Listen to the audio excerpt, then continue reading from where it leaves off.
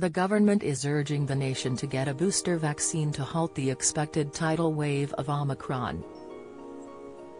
In an address to the nation on Sunday night, the Prime Minister announced booster jabs will now be offered to everyone over 18 in England from this week. Mr. Johnson has also set a new target to give booster jabs to all adults who want one by the end of December 2021. Research from the University of Oxford suggests that a third vaccine dose is the best way to improve immunization against Omicron. Here's why.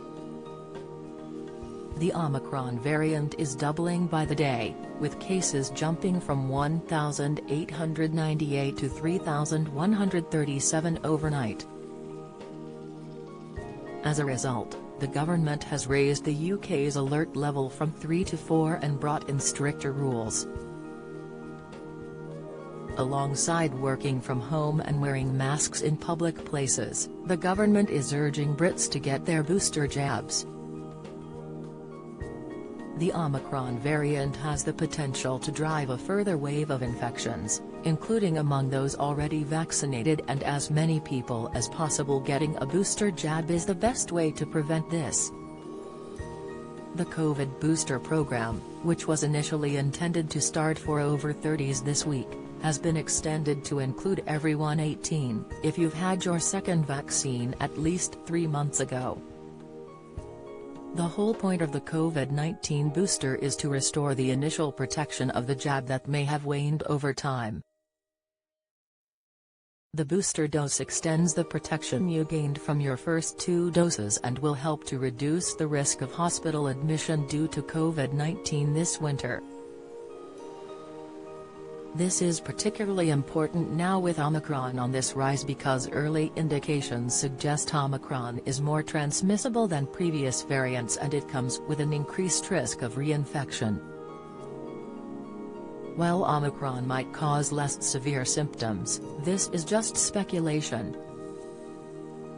Speaking at a German Science Media Center briefing on December 8, Florian Kramer, professor of vaccinology at Mount Sinai Hospital in New York, said, "We have to be very careful here because we're talking about a young population, in South Africa, that has a very high baseline immunity from the previous infection, and that's why we may be seeing a little bit of milder disease.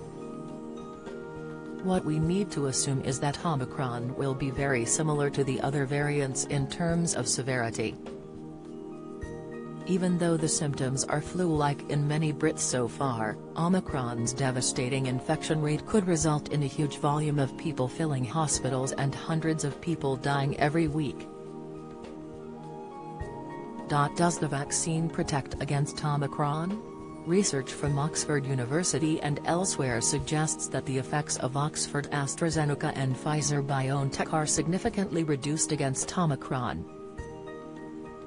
The researchers at Oxford used blood samples collected from COMCOV-2 study participants who had received 2 doses of standard COVID-19 vaccination schedules to perform neutralization assays using Omicron virus isolate.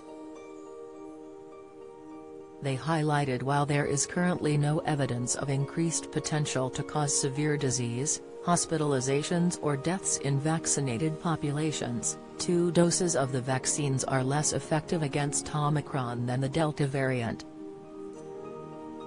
These results align with recently published data from UK Health Security Agency, showing reduced effectiveness of 2 doses of these vaccines against symptomatic disease due to the Omicron variant compared to Delta. Most importantly, the research has shown that the effectiveness of the vaccine against Omicron is improved by a 3rd dose of the vaccine. The research team said, increasing vaccine uptake among unvaccinated, and encouraging 3rd doses, remain a priority to reduce transmission levels and potential for severe disease. Professor Gavin Screeton, head of Oxford University's Medical Sciences Division, and lead author of the paper said, "These data will help those developing vaccines and vaccination strategies to determine the routes to best protect their populations and press home the message that those who are offered booster vaccination should take it." Whilst there is no evidence for increased risk of severe disease, or death, from the virus amongst vaccinated populations, we must remain cautious, as greater case numbers will still place a considerable burden on healthcare systems.